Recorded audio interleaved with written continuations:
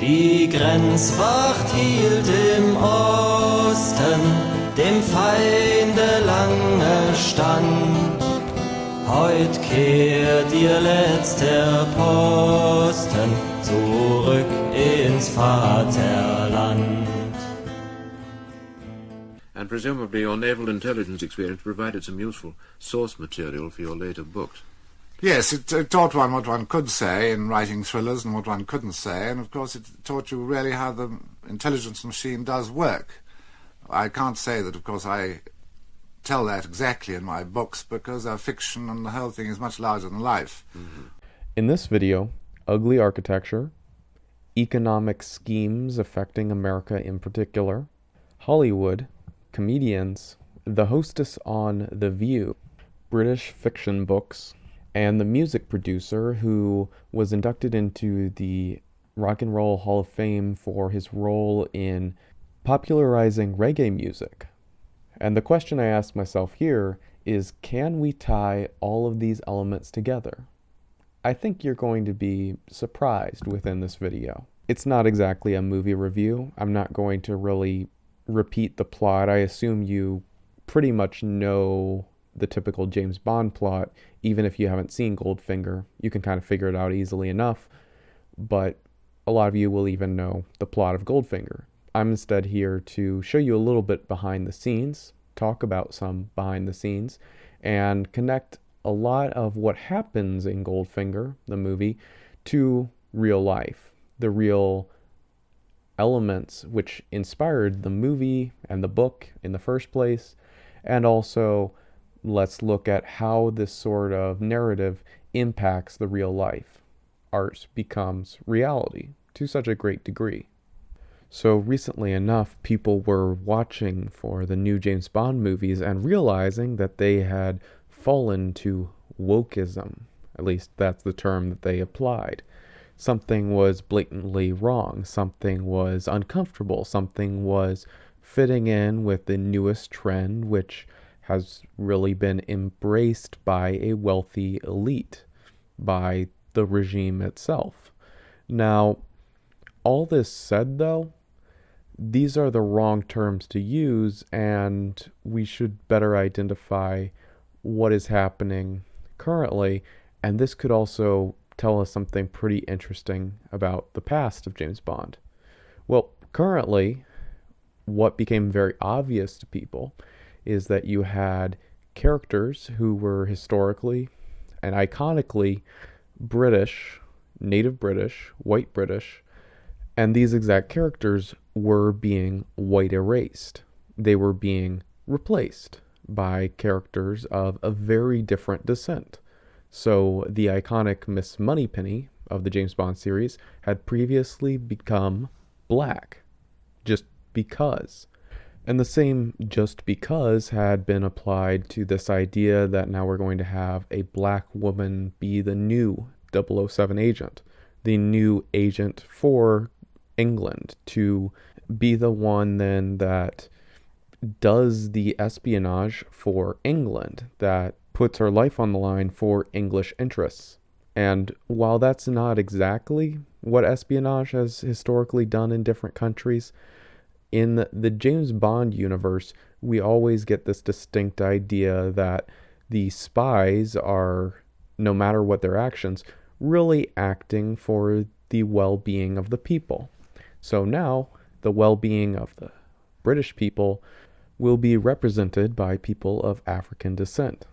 These are going to be the people in this movie series who are keeping you safe. And so again, the main purpose here, politically, contemporary politics, which has a real effect that we can very easily see if we just wander around Europe haphazardly and note, oh, there's very few Europeans now in this area, isn't there? Now, if you come to that simple conclusion, you might say, well, this is a very, very political movie.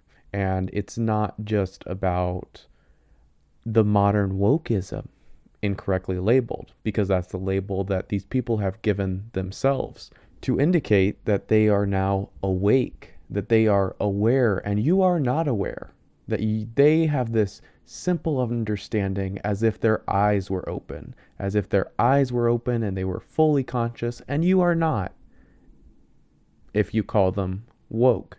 See, as stupid as the word woke sounds, as dumb as it sounds, it's still their word, and they still selected it for a very particular reason. No, call them instead what they are actually motivated by. Call them anti-white. That's what the purpose is of this characterization. That's what the purpose is of taking these classic white British icons and white erasing them, replacing them. It's often said by tepid conservatives in quote, who really can't think clearly, that, oh, why don't these people have their own characters? And the answer to these conservatives, if you call them that, is these people do make their own characters. They do make their own shows. This agenda is represented very clearly on many original TV shows, many original movies, even if it's something like a Netflix movie. Still, the money is absolutely there, and there's no shortage of actors, directors, producers, politicians, moneyed interests that will all pay lip service and support this politics, the politics of white erasure. There's a lot of money on that side. So, call it what it is, though. It's white erasure, and it's motivated by anti-whiteism. That's exactly why they very much like to be able to take these characters, take characters of historic or iconic cultural value, and to change them into another race. It's very important because then they get to white erase someone. You see, that's the motivation. They want it to be anti-white from the beginning. It's doubly beneficial for them. But this stuff is now rather obvious because it's 24/7. It's in your face. It's as obvious as the basic biological differences of different races. And to help make this difference even more obvious, well, the modern entertainment is very preachy. It's very annoying. It's particularly perceptibly vindictive. This contrasts a lot from old James Bond, which as a franchise was fun. That's why it ran for so long. It was popular. It seemed to appeal to a lot of people who were just looking for a fun adventure, as well as all the other things which come with James Bond as an identity. The women, the drugs, the espionage and excitement. And so I'm going to largely just skip over the modern Bond and look at older Bond, especially Goldfinger, as a particularly successful movie which really kept James Bond as a character, as a cultural icon, as a movie series going for so long. This was a big breakthrough. And what's really important psychologically about these old fun movies, about this good nostalgic time that you think of, about these classics, or just classic popcorn entertainment, is that when something just entertains you, your mind is open. You're very accepting of ideas that the movie will offer to you. A common term in movies, after all, is suspension of disbelief. Now, that's intended as a way of enjoying something that might be unrealistic otherwise, like the character of James Bond, the adventures he goes on, the super wacky, maybe completely goofy villains that he comes up against. But when you suspend your disbelief, that's also a psychological aspect that you are taking on. That's becoming, purposefully so, more accepting of what will be implanted into your mind. And on this subject, I want to take a moment here to say things as they are from my perception, being involved in both the business world and in the art world. Remember, because I went to architecture school. And one thing I learned straight away from actually going to multiple architecture schools, not just one, but multiple, is that even in architecture, whenever people start to think in terms of something that they're doing creatively, they start to think politically or at least they start to think morally. They start to have this set of morals that they wish to imbue into their creative work. And I'm using moral and politics somewhat interchangeably here, because politics, too often people will think of that as just, oh, you vote red, you vote blue. This wants me to vote red, this wants me to vote blue. This wants me to be conservative, this wants me to be liberal. But even if we're starting to talk about conservative and liberal, now we're not just talking about, oh, this political party, this muddied interest group. No, now we're talking also about a set of moral values and the differences between those moral values. And as you're watching movies, you're of course getting moral values. And as you're looking at architecture, yeah, even those people, even people who make things that don't have writing on the walls, that don't have dialogue, like a movie has dialogue, even architects think a whole lot about what kind of morals they're putting into what they do. You can kind of think about it too in terms of what you would do in this situation. I think it's pretty common human nature. Why would it be that you would be the kind of person that would go into some sort of industry in which you work very hard, you don't have a simple punch in, punch out time, you don't have a 9 to 5, you're trying to create something creatively and you don't know exactly how long that will take. There might be a lot of complexities to it. There might be a lot of things that change along the way. And as you're putting in this creativity, though, you're trying to produce something new, especially, if I'm talking about movies, TV, architecture. A lot of this stuff, it might seem like repetition and it might seem like somewhat of a grift. If you're making the same book series to profit on the particular popularity of another book series, like all the imitators after Harry Potter came out. Or in architecture, if you're trying to profit off someone else's popular architecture, you're trying to make something that follows the latest trends. Or in movies, of course, again, latest trends. Yet still, you always put those morals into your work to some extent. If it were a simple grift, this wouldn't be the kind of profession that people would pursue.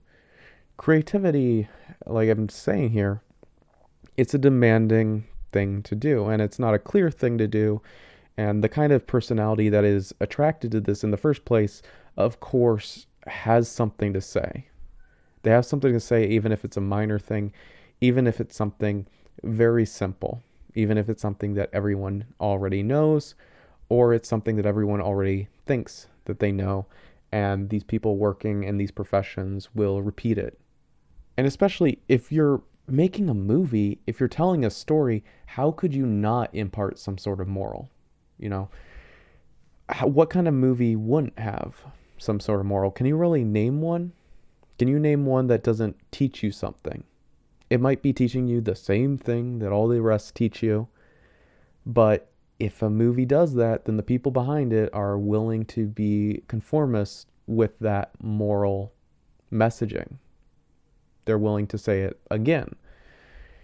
On the contrary, you should be absolutely stunned if you can find some sort of movie that doesn't tell you some sort of moral, that doesn't reflect something that the movie creators wanted you to know, whether they're admiring their own characters or they're shaming their own characters. There's always going to be something there. So you can forever stop thinking that there's such a thing as a movie that doesn't have something to say.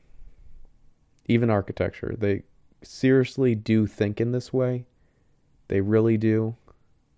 So yeah, these creative professions are just not where grifts happen. This isn't someone calling you on the phone and asking for your credit card info.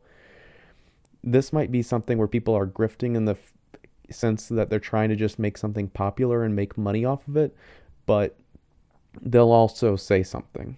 They'll say something along the way because it comes very naturally and very easily. They write it into their dialogue.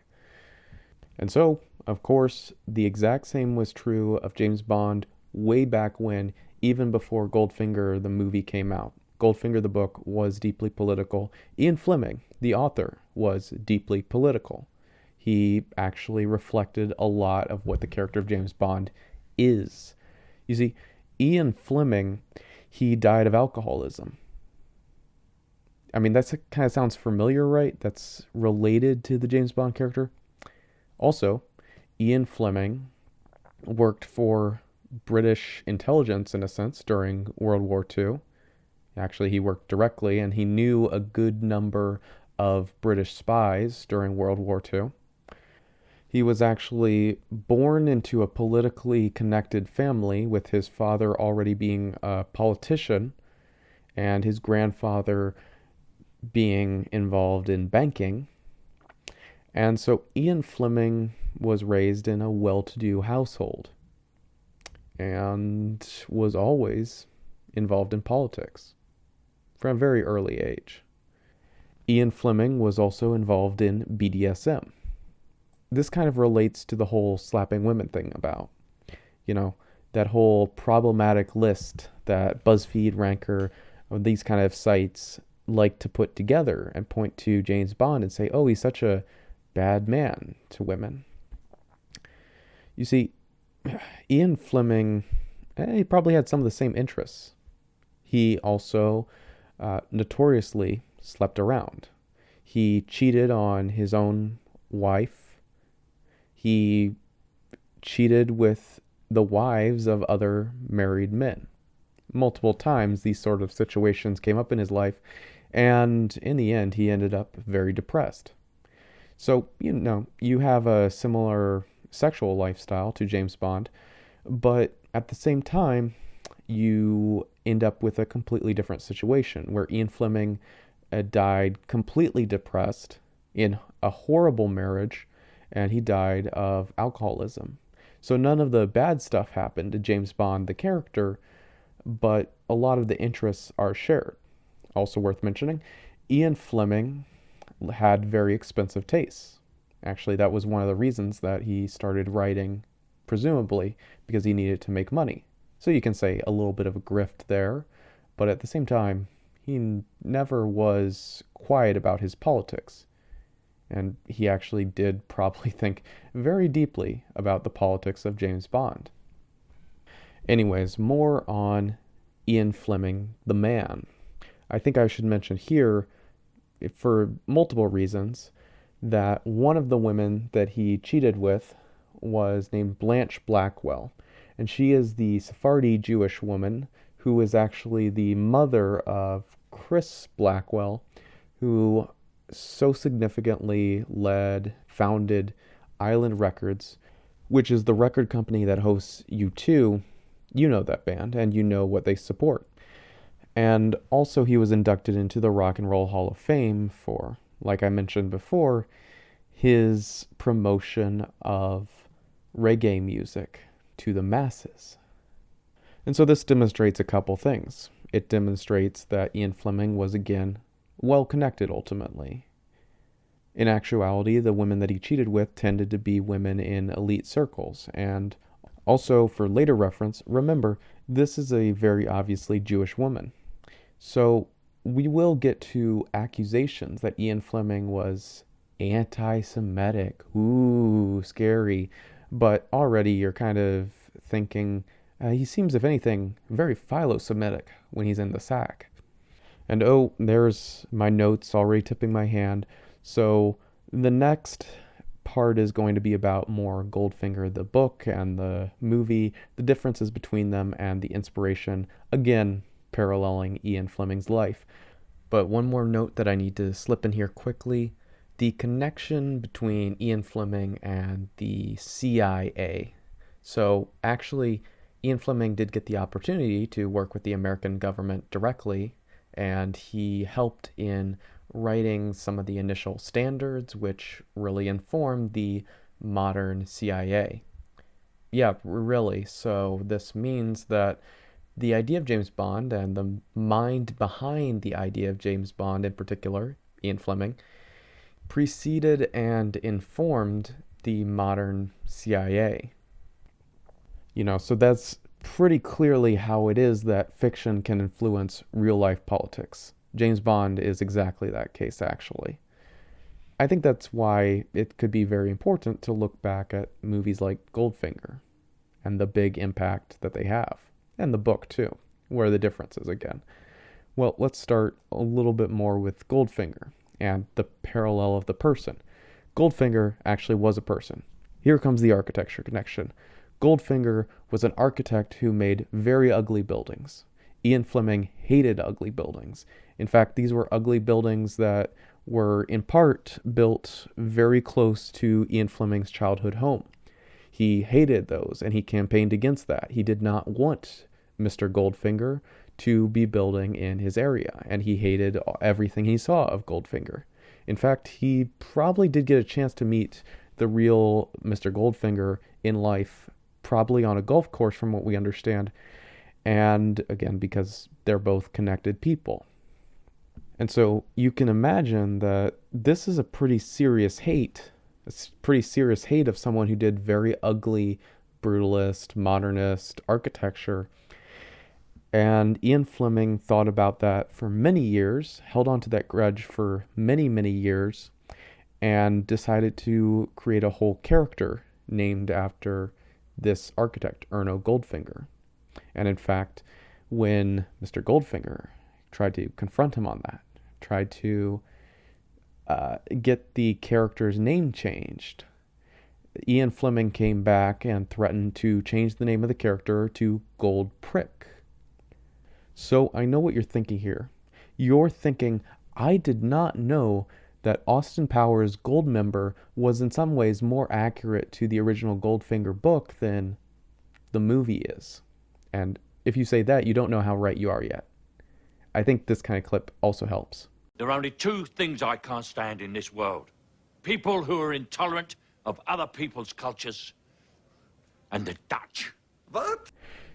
So, no, in that clip, he's not of German origin. In the movie, Goldfinger is of German origin. Obviously, Erno Goldfinger was living in England, and he was not of German origin. No, I mean, his host country, initial host country, was somewhere else. And like I kind of indicated, Erno Goldfinger, the particular hatred that Ian Fleming carried with him when he was thinking about Erno Goldfinger for all these years, is the reason that people, in part, accuse Ian Fleming of being anti-Semitic. Erno Goldfinger was very Jewish. You could probably guess it from the name also, actually. I mean, it's kind of a thing. It's kind of a thing that for some reason, some old reason, when surnames were originally being passed out, a lot of Jewish people got precious metal names. Now, at first, this might seem kind of odd, but you can probably go through the list and at least compile a few very famous names. You got Jared Diamond, the writer of Guns, Germs, and Steel, who offered a very bad explanation for environmental differences, producing different people, very genetically distinct people. You've got Sarah Silverman. She's the, quote, comedian who hates Christians, hates white people, and hates Christmas. You've got Neil Diamond. You've got Shel Silverstein, the, quote, children's author who had a really sexually degenerate lifestyle, I'll say. He probably deserves his own video also, and his children's poetry, I think, deserves further investigation. You've got Frank Goldberg, that's the real name of Frank Gehry, who I've already covered, perhaps the most famous architect in the world. You have Larry Silverstein, sometimes called Lucky Larry, who narrowly escaped the 9/11 attacks by magically not showing up on the particular day of the 9/11 attacks. You know, that's why he's lucky. He's Lucky Larry. Man, he's so lucky. And then you have Peter Diamond, who developed a lot of the work to create the Social Security numbers in the US government. And then you, of course, have Erno Goldfinger himself as yet another gold-named architect. And then you have Martin J. Silverstein, an advisor to both Bush and Trump. And I'm sure you can think of, I mean, if you really, really look very carefully, some non-Jewish people that do have precious metal names.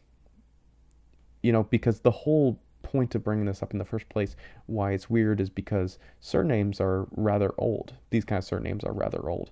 So it seems very odd, doesn't it, that many, many years ago, hundreds of years ago, a bunch of Europeans went around and they said, okay, so who has all of these very shiny, precious resources?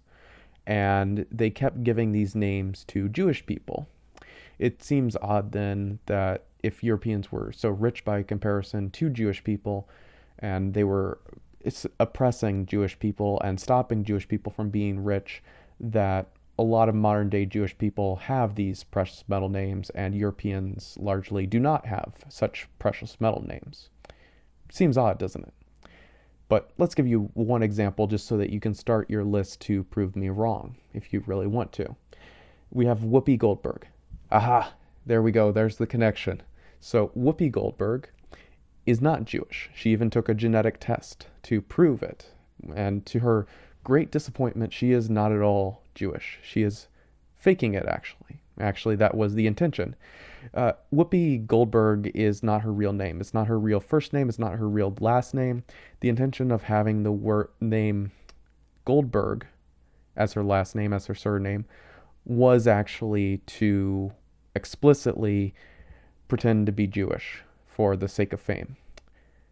She had this perception growing up in the city that Jewish people had the keys to a lot of the entertainment industry, and they had a lot of money.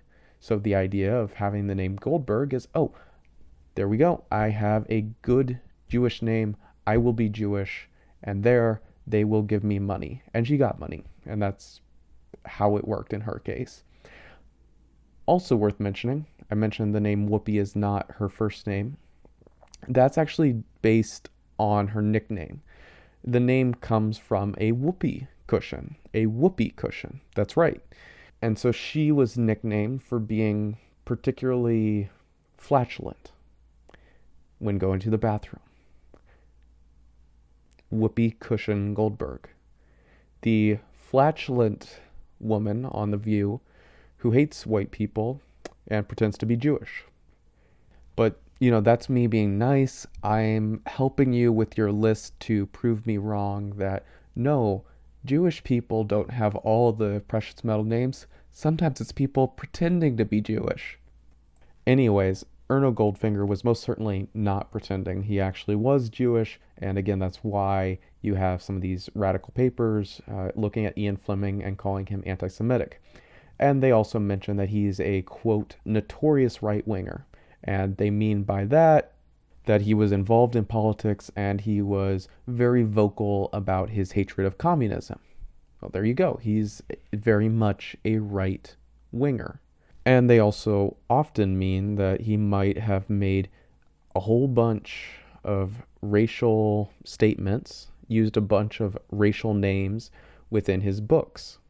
Actually, it's pretty distinct. It's pretty noteworthy how he writes. I will say that the movies, in comparison to the books, are PC on steroids. The books have a whole lot of racial slurs in them.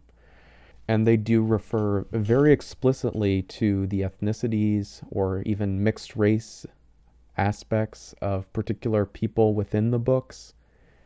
Some commentators have gone so far as to say, Ian Fleming was bad and a notorious right-winger because he wrote all these mixed race villains, like Dr. No. He wanted these mixed race villains to be partly of German and partly of non-white ancestry. And the result was a villain. So you see, Ian Fleming is against biological white erasure, and he's horrified to see the tide of color against the white world, right? And also, he might be anti-Semitic because he dislikes Erno Goldfinger. At least that's one villain. One villain. And potentially also something to do with the diamond trade. He does name some of his characters in Diamonds Are Forever Frank, as in another Jewish name, as some of the diamond smugglers. And then there's Chitty Chitty Bang Bang, which features the child catcher character, who looks like an extra Semitic version of Grima Wormtongue, and who also hunts children, and has the ear of the royal family. So a lot of these sound like canards, as some people who are not me might say. But I want to emphasize right here, because I think I've laid out the proper context, that all of these leftist takes are really, really stupid. I mean, it shouldn't be too surprising. They're stupid. They're very stupid takes. So certainly, in the book, Erno Goldfinger might be as Jewish as the actual Erno Goldfinger that Ian Fleming might have actually met and might have actually easily recognized that he is Jewish. In the book, in fact, in contrast to this very explicit listing of ethnicities for a lot of other villains, Goldfinger is given a nondescript origin. He's from some country over there. Maybe it's the Balkans. It's certainly some country, per the description, that could be filled with Jewish people at that particular time, which had a large population. Also, in the book, he is a rather small man. Well, there is an average difference in height between this genetic Klein, which is only 40% European, and a full European. People who are, in actuality, very tall people, often. But as you think over these things, keep in mind that in the sack, Ian Fleming was certainly philo-Semitic. And also, there's even one theory that the character of James Bond was actually based on a Jewish espionage agent. So instead of just letting the leftists say whatever they want to say, let's go ahead and just say the more obvious conclusions. Let's go ahead and instead look at the obvious, the connections between Ian Fleming, the man, what he said he believed, and what he very much seemed to believe, and his characters. So actually, when I mentioned Ian Fleming's father actually died in the war, the First World War. And so this seems to have led Ian Fleming to a lifelong hatred of German people. Something to mention in all these mixed race villain characters that I mentioned before, a lot of that is half German, half something else characters. And often, most of the most iconic villains in Ian Fleming's novels are German. This may seem very odd, especially because he was writing at a time where Germany had been laid seriously low. They had been absolutely militarily defeated, broken down. They had become East and West Germany. They were under the subjugation and tortures of communism, in half. And so, sure, he still disliked communism. He also had Russian villains. But he's very much the quintessential boomer. National Socialists, as well as the communists that they wanted to kill and did kill, they're basically the same people, because they're both socialist, right? Duh, obviously. And that's probably how he roughly thought. He very much hated Germans. He did not like Russians. If anything, he was an Anglophile. He thought the English were fantastic, and that's why the Anglo-Saxons of his novels are all the heroes, other than maybe some Americans here and there, and some other varied characters here and there. But really what he's seeing as the villains are the communists. Sometimes it's the Chinese, the red Chinese. You have your Russians, your Germans, also your Italians.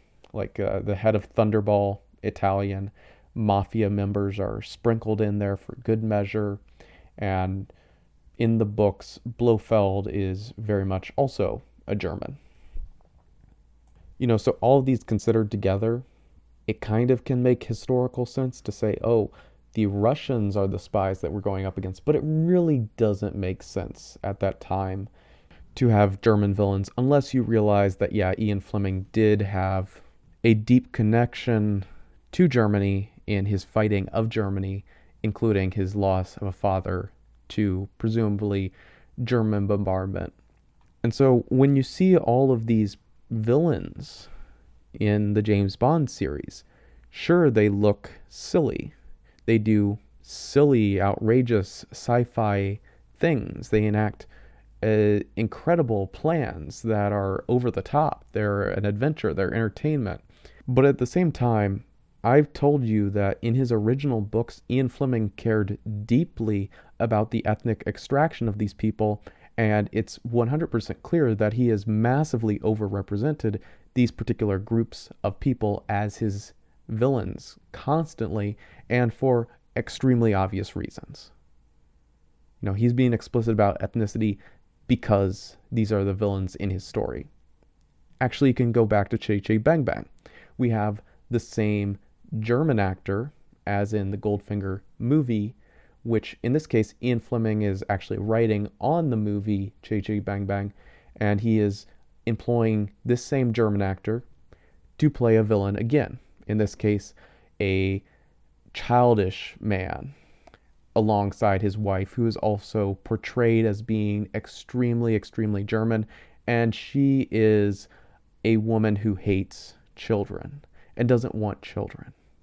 And so, with all the cries of anti-Semitism being pointed at Ian Fleming for this portrayal of the child catcher in Chitty Chitty Bang Bang, look at this. And remember, these are two other villains where we're showing Germans, people who are definitely supposed to be Germans and who are of German extraction initially, being told to play the silly, stupid, cartoonish villain so that the Anglo-Saxons can win once again in an Ian Fleming story. And mind you, there's a lot of complicity. Actually, this is another reason that I wanted to do this particular movie. Not so much Chitty Chitty Bang Bang, though I can kind of cover it in the same way that I covered Goldfinger, because it's really very related movies, as you see the same actor and the same writer. Well, this actor, he actually was a National Socialist. You can probably keep that in mind as you say that when he was hired onto Goldfinger, which made him famous, he was hired by casting directors that wanted to erase a Jewish character from the original Ian Fleming novels, a potentially Jewish character, and instead replace it with a German character, a German man. I could also even mention that some of these casting directors, writers who hired on this particular actor were Jewish. Interesting, isn't it? But you see, this German actor, he really wanted a paycheck. He likes those paychecks. He's got to feed that belly of his. And that belly takes a lot of money to feed. So he readily accepted both of these villain roles, no matter how ludicrous he is. No matter how much these movies use his Germanness, his accent, even though it's a faux accent. He didn't actually speak English, so he's dubbed, But his German looks, his presence, and in many cases, allusions to ancestry, certainly in Chitty Chitty Bang Bang, it's very obvious. So all of these come together as reminders, German's bad. So even though these are very silly movies, you can internalize that when there's a big blonde man who's speaking in a German accent, then he is bad. And he might also be stupid, silly, over the top, maybe greedy. Unlike the original Jewish character of the book, that couldn't be portrayed as a greedy person, not even one villain, even though, like I'm saying, really Ian Fleming wrote a lot of German villains. In fact, I think that the mainstream news, of course, they didn't get any of this correct, but one commenter online roughly does get it correct. That in reality, this mixing of German and other racial groups to form a new villain, and being very specific about his racial descriptions in his books, the point for Ian Fleming is probably to further insult the Germans. Sure, he may not have liked all the other races of the world. He might use a lot of racial terminology in his book, a lot of insulting non-PC racial terminology. But he also, again, disliked Germans. So it kind of makes sense that even when these characters are race mixed, it's ultimately still their Germanness which forms the foundation of their evil in his stories. And this other commentator online, just a random person, also mentions, I would say completely correctly, that following the loss of World War II, anything bad could be said about Germans. Even if it's, oh, this German guy has a laser and he's going to cut this British agent at the groin using said laser. And this contraption may seem silly, so obviously fictional. You might say to yourself, well, what's next? Will there be a pedal-powered brain-bashing machine, or a gun that senses people's height to kill them? Or maybe they'll come up with a particular way to turn the victims into golden soap. I don't know. But it's just fiction. In Bond, the villains are of very particular political ethnicities, whether it's we need to go fight the Russians, or we need to be anti-German here, or especially we need to be pro-British here, or in modern times we need to be for white erasure and for talking down to men, especially white men. So even that can be internalized into your mind in a popcorn movie. And it's the Germans doing it. It's the bad blonde Germans.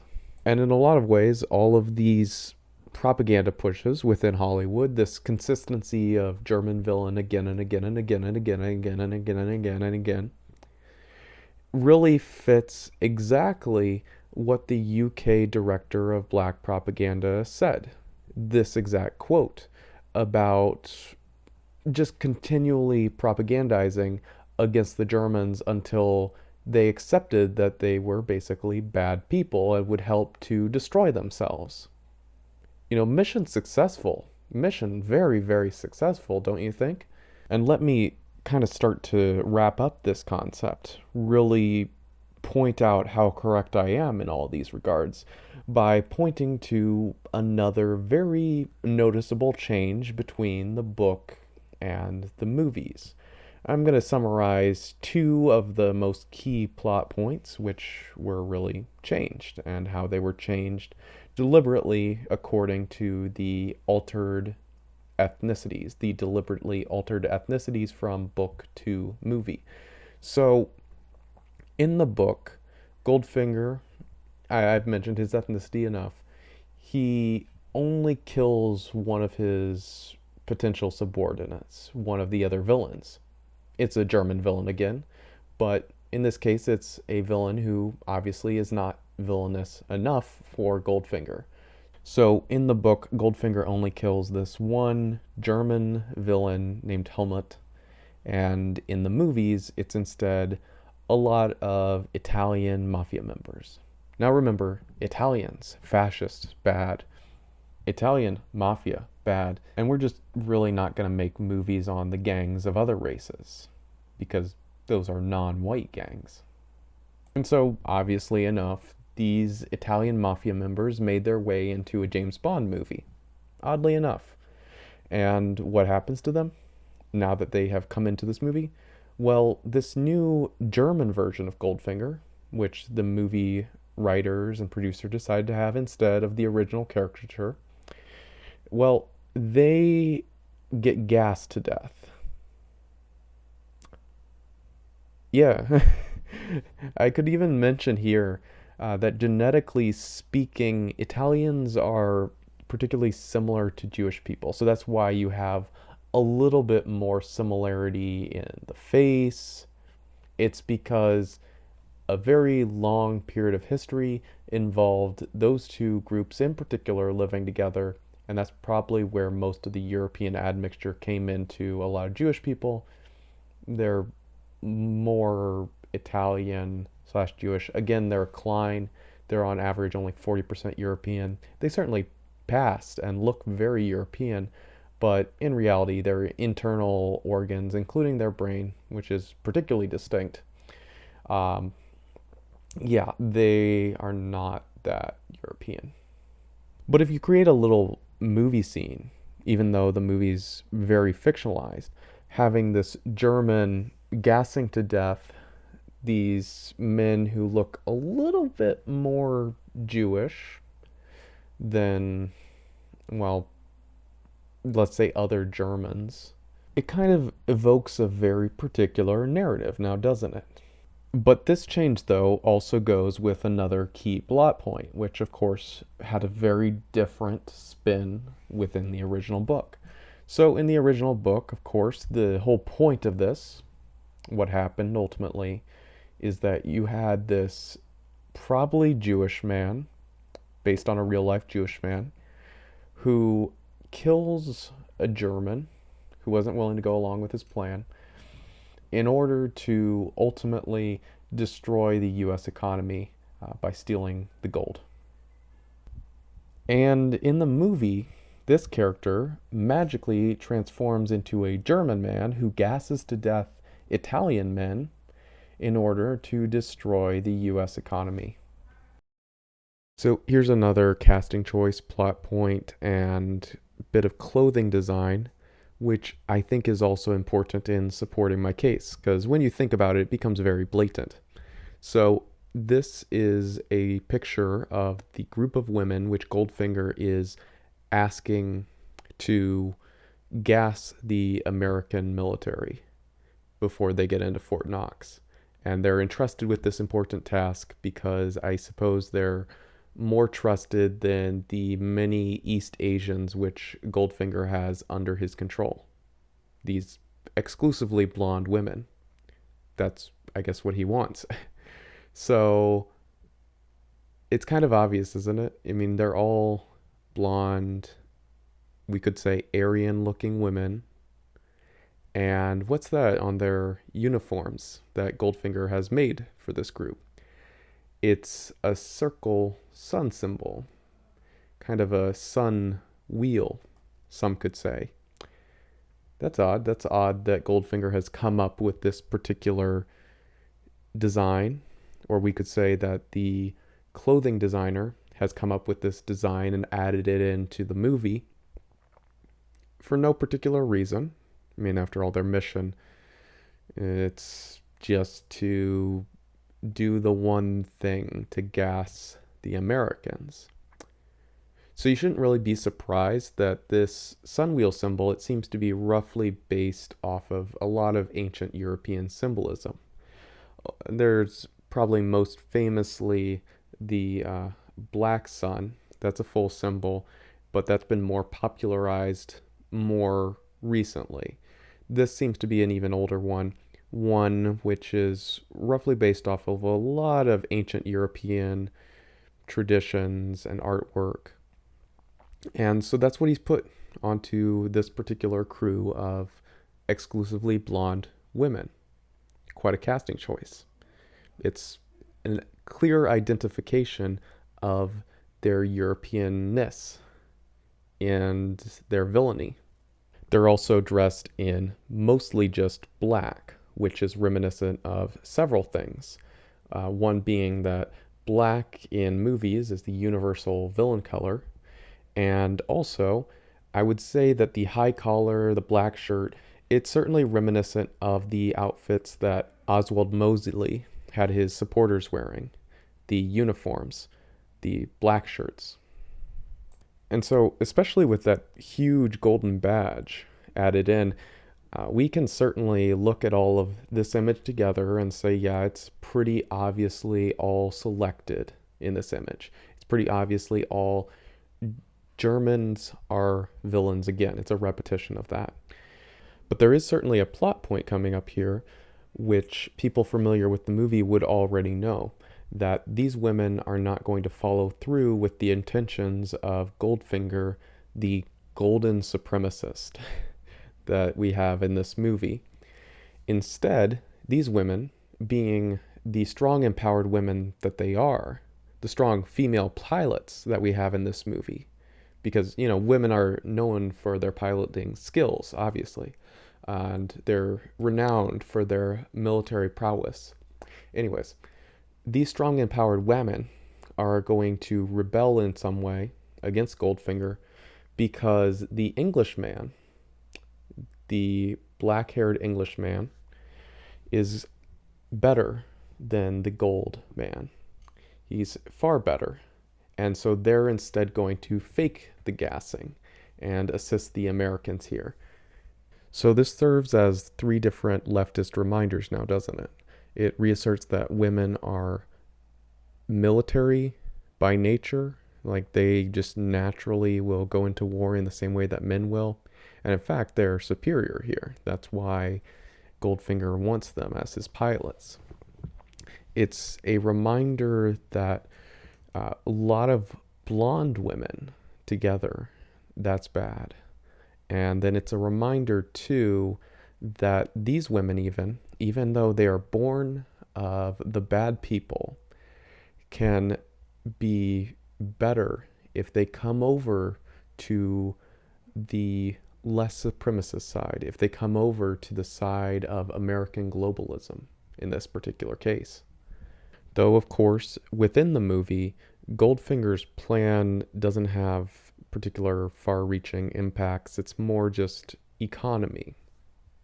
And it's honestly not very compelling in reality why he would have been able to attract so many people for his plan, other than just pure greed. That's the only explanation we could have within the movie. But the casting has, as I'm saying, deeper implications, intentional implications, which are changed from the book. And so ultimately it's pretty simple. With all these points assembled together, with a real look at who these people are and what they did, what they obviously consciously did in order to consciously change this thing or that thing, choose this actor or that actor, have this plot point or that plot point, and to change a plot point, it kind of becomes obvious that, yeah, like I'm saying, people do things for very particular reasons, and they do them for moral messaging. They want to tell you something. It doesn't matter if it's Austin Powers' Goldmember, or the new James Bond movies, or the old James Bond movies. Ultimately, a lot of eyes are on these movies, and on the books too, initially. And the creators of all of this different entertainment are very aware of those eyes on their creativity, on their products, on what they're telling. So with that awareness, of course, they do stuff. It would probably be much smarter to really think about what you are watching, no matter how silly, how escapist it might be. And ask yourself, in the classic, very important game, is it actually anti-white, or is it all right? You might find soon enough that there's problems where you don't see them. And Goldfinger really showcases them in a particularly cartoonish, simple, but clear, very clear way. It's so very obvious once you know what people have changed on purpose. People with deep political connections have changed and have said on purpose. Ich darf nicht länger zagen, bald zwingt sie euren Sinn, nach Ostland sie zu tragen. Sie will, sie muss dorthin. Nach Ostland sie zu tragen. Sie will, sie muss dorthin.